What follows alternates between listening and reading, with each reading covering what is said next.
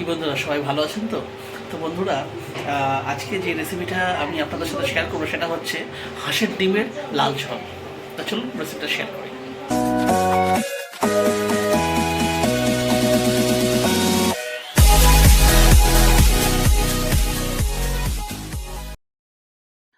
তো দেখুন বন্ধুরা, আমাদের পাশেরই একটা গ্রাম থেকে আমরা ওইখান থেকে ডিম নিয়ে এসেছি।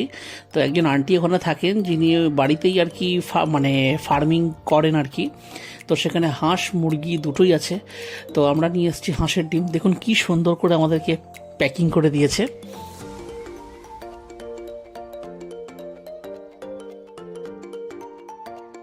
তো দেখুন বন্ধুরা, ডিমটা প্লাস্টিকে থাকলে তো আর হবে না। তো ডিমটা এখানে আমরা সেদ্ধ করতে দিয়েছি। দেখুন এখানে 8টা ডিম রয়েছে।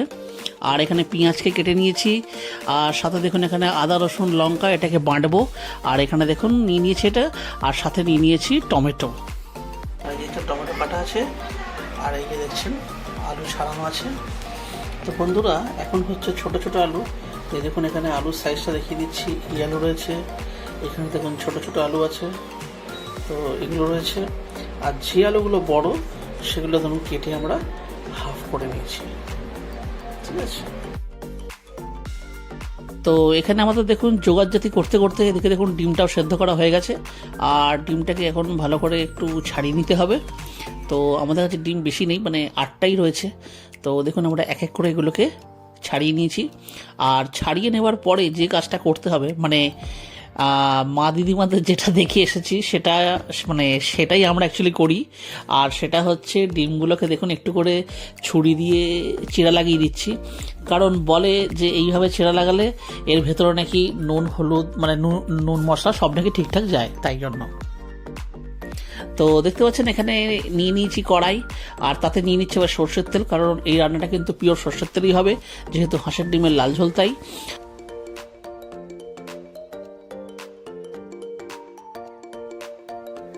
তো এখানে এখন আমরা গ্যাসটাকে জ্বালিয়ে নিচ্ছি। আর এবারে যতক্ষণে বন্ধুরা তেলটা গরম হচ্ছে, তো ওই যে কেটে রাখা যে আলুগুলো আছে, তো চলুন এবার আলুটাকে বরঞ্চ ধুয়ে নেওয়া যাক। তো এখানে দেখুন আলুগুলোকে ধুয়ে আর এখানে জল ঝরাবার জন্য রেখে দিয়েছি। আর এইবারে প্রথমে এই আলুগুলো কিন্তু আমরা ভাজবো না, আলুগুলোকে সেদ্ধ করতে হবে। তো সেই জন্য একটা কুকারে নিয়ে এতে আমি দিয়ে দিচ্ছি পরিমাণ মতন লবণ, মানে আলু যে পরিমাণ রয়েছে সেই অনুপাতে লবণ দিতে হবে। আর দিতে হবে হাফ চা চামচের থেকেও একটু কম হলুদের গুঁড়ো দিয়ে এটাকে জল দিয়ে, মানে জল এতটাই দিতে হবে যাতে আলুগুলো আর কি ডুবে যায়, দিয়ে এটাকে আমরা কুকারে দিয়ে একটা সিটি মেরে নেব। তো এইখানে কুকারটাকেও এদিকে আমি প্লেস করে দিচ্ছি। তো এদিকে দেখুন তেলটাও কিন্তু গরম হয়ে গেছে। আর এই সময়তে আমি দিয়ে দিচ্ছি হাফ চা চামচের মতন হলুদের গুঁড়ো। তো আগে আমরা হাঁসের ডিমগুলো ভেজে তুলে রাখবো।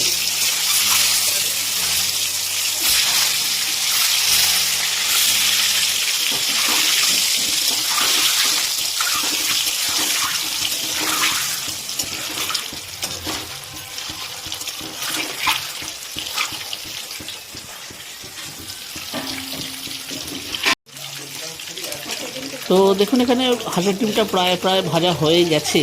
তবে বন্ধুরা, আমরা আর একটু লাল লাল করে ভাজবো, এই কারণে যেহেতু এটা হাঁসের ডিম তাই।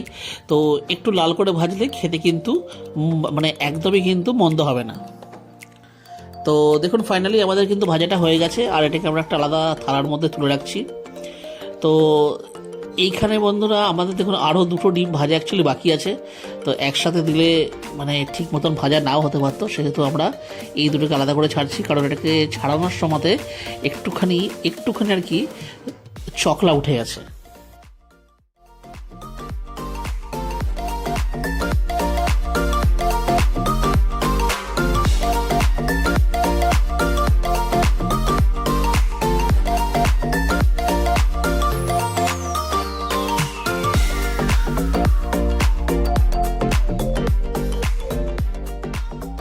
তো বন্ধুরা দেখুন ফাইনালি ডিম ভাজার পার্ট কমপ্লিট। এখানে আমি নিয়ে নিয়েছি জিরে, তেজপাতা আর একটা শুধুমাত্র দালচিনির টুকরো, এটাই দেবো আমি এখানে ফোড়ন।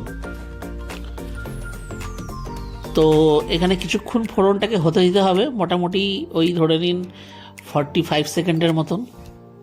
কারণ যেহেতু তেলটা মানে গরমই আছে। আর এই সময়তে দিয়ে দেবো আমি কেটে রাখা পেঁয়াজগুলো।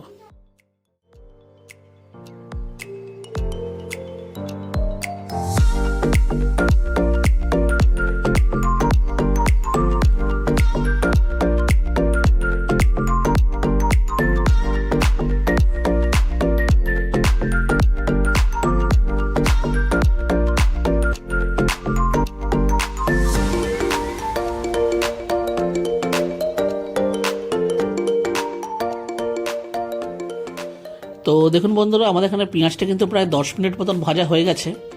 আর গ্যাসের ফ্লেমটাকে এই সময় আমি একটুখানি স্লো করে দিচ্ছি। আর স্লো করে মানে ততক্ষণ ভাজাটা হোক, তো এখানে আমি নিয়ে নিচ্ছি কিছু গুঁড়ো মশলা। তো বন্ধুরা এটা আমি নিয়ে নিলাম জিরে গুঁড়ো। এটা এখানে নিয়ে নিচ্ছি আমি ধনে গুঁড়ো। ধনে গুঁড়োর পরিমাণটা একটু বেশি যাবে জিরে গুঁড়োর থেকে। তো এই দুটো মশলা লাগবে। আর এখানে দিয়ে দিচ্ছি আমি লাল লঙ্কার গুঁড়ো। এটা মোটামুটি আপনারা যে পরিমাণ ঝাল খাবেন সেই পরিমাণেই নেবেন। আর এখানে নিয়ে নিচ্ছি একটুখানি কাশ্মীরি লাল লঙ্কার গুঁড়ো, এতে করে কালারটা খুব ভালো আসবে। আর এখানে আমি নিয়ে নিচ্ছি হলুদের গুঁড়ো 1/2 চা চামচ মতন। এটা হয়ে গেছে। আর এই যে মশলাটা, এর পরিমাণ সামান্য একটু লবণ, মানে তরকারিটার অনুপাতে। আর পরে যদি আমাদের মনে হয় যে হ্যাঁ তরকারিতে আরেকটু লবণের প্রয়োজন হবে, তাহলে আমরা সেক্ষেত্রে আরও লবণ ওপর থেকে অ্যাড করে দেব।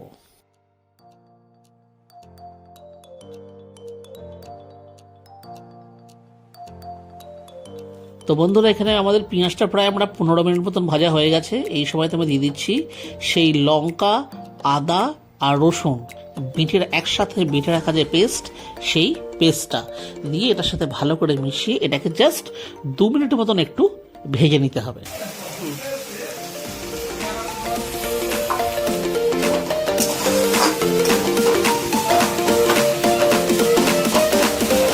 এখান থেকে তেল দেখুন ছাড়ছে, এই সময়তে দেখুন তেল ছাড়ছে। এই সময়তে এই যে মশলাটা দিয়ে দেবো।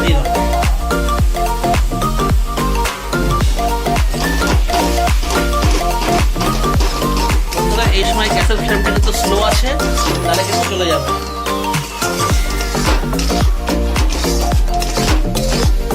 আর নাড়াচাড়া করেই দিয়ে দেবো কেটে রাখা টমেটো।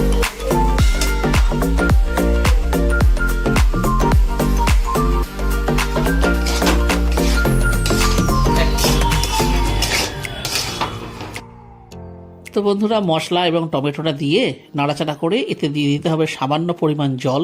তো আমাদের যে মিক্সির যে বাটিটা ছিল, আমরা সেটাকে ধুয়েই সামান্য একটু জল এতে দিয়ে দিচ্ছি। আর এই সময়তে গ্যাসের ফ্লেমটাকে দেখুন একটুখানি হাই করে নিতে হবে।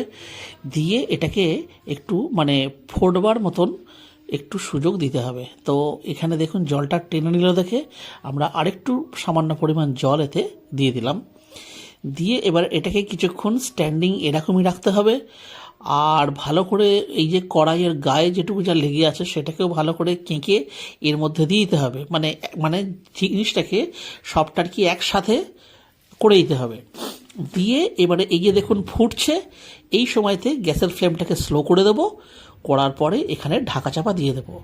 এইবারে এটাকে ওই প্রতি 5 মিনিট 10 মিনিট এরকম পরপর একটু করে ঢাকনাটা তুলে, এই দেখুন কি সুন্দর ওপরে দেখুন তেলটা দেখুন ছেড়েছে।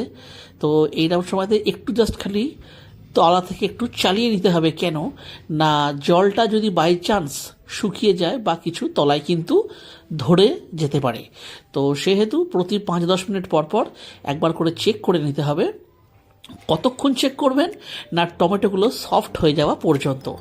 তো দেখুন এদিকে আমরা সেই আলুটা যে সেদ্ধ করতে বসিয়েছিলাম, তো এখানে দেখুন আলুও কিন্তু সেদ্ধ হয়ে গেছে। দেখুন সুন্দরভাবে আলুটা ওখানে সেদ্ধ হয়ে গেছে। তো দেখুন বন্ধুরা, আমাদের এখানে হয়ে গেছে প্রায় 25 মিনিট। হলো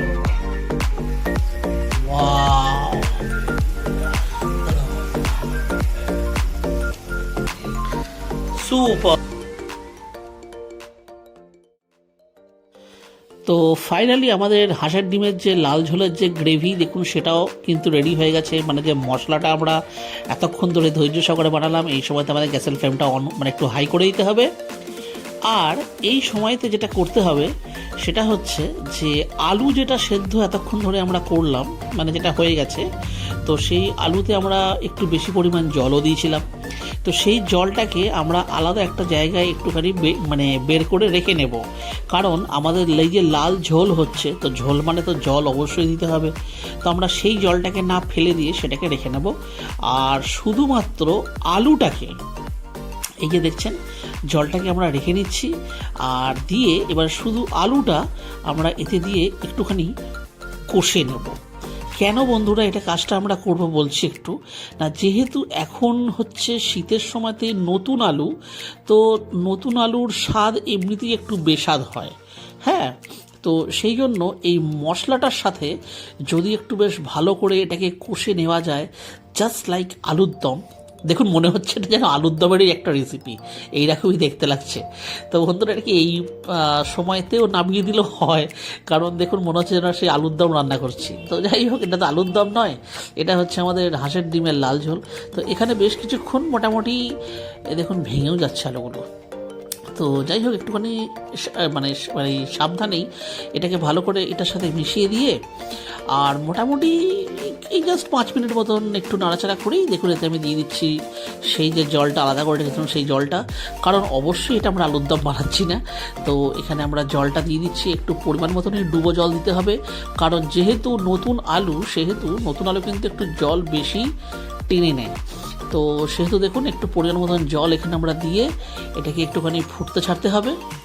তো আমরা এখানে কিছুক্ষণ একটু হাই ফ্লেমে এটাকে এইভাবেই জাস্ট একটু নাড়াচাড়া করে তারপরে এর মধ্যে দিয়ে দেবো ভেজে রাখা হাঁসের ডিমগুলো।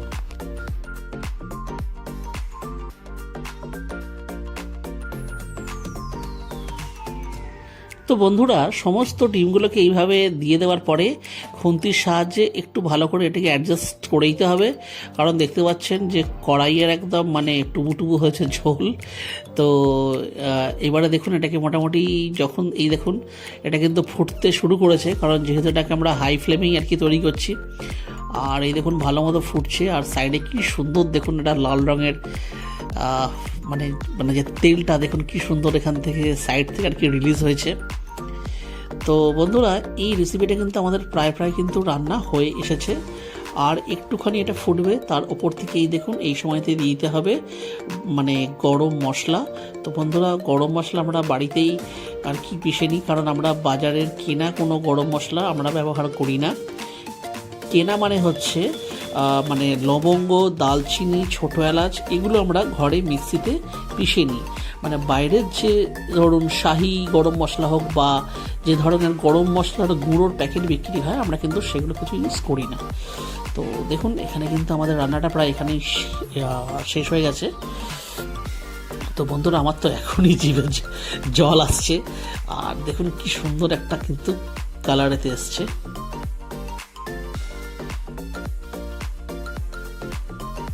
তো বন্ধুরা ফাইনালি এই দেখুন আমি খেতে বসে গেছি, এই যে হাঁসের ডিমের লাল ঝোল, একদম লালই হয়েছে। তো বন্ধুরা দেখুন আজ আমি খাচ্ছি হচ্ছে ভাত, আর সাথে দেখুন আলু বেগুন ভাতে মানে সেদ্ধ করা আর কি, ওটা পেঁয়াজ লঙ্কা দিয়ে মাখা, আর এটা হচ্ছে আপনার পেঁয়াজ আলু পোস্ত, আর এই যে দেখছেন মুসুর ডাল সেদ্ধ, আর এই যে আজ আমাদের শো স্টপার। তো আমি বন্ধুরা আপনাদেরকে টেস্ট করে বলছি যে কেমন হয়েছে। তো এই দেখুন ডিমের এই যে মানে হাঁসের ডিমের স্পেশালি এই কুসুমটাকে আলাদা করে বার করে খেতে মানে এটাকে এত ভালো একটা টেস্ট হয় বন্ধুরা, কি বলবো, উফ। তো যাই হোক বন্ধুরা, মানে অনেস্টলি বলছি আমরা রান্না করেছি বলে নয়, মানে খেতে দারুণ হয়েছে, মানে ফাটাফাটি একটা টেস্ট হয়েছে। তো আপনারাও বাড়িতে এই খাবারটা নিশ্চয়ই ট্রাই করবেন। তো বন্ধুরা আজকের ভিডিওটা আমরা এখানেই শেষ করছি। যদি আপনাদের এই ভিডিওটি ভালো লেগে থাকে তাহলে অবশ্যই ভিডিওটিকে একটি লাইক দেবেন, আর তাহলে আবার দেখা হচ্ছে অন্য একটা ভিডিওতে অন্য কোনো রেসিপির সাথে। ততদিন নিশ্চয়ই ভালো থাকবেন। টাটা।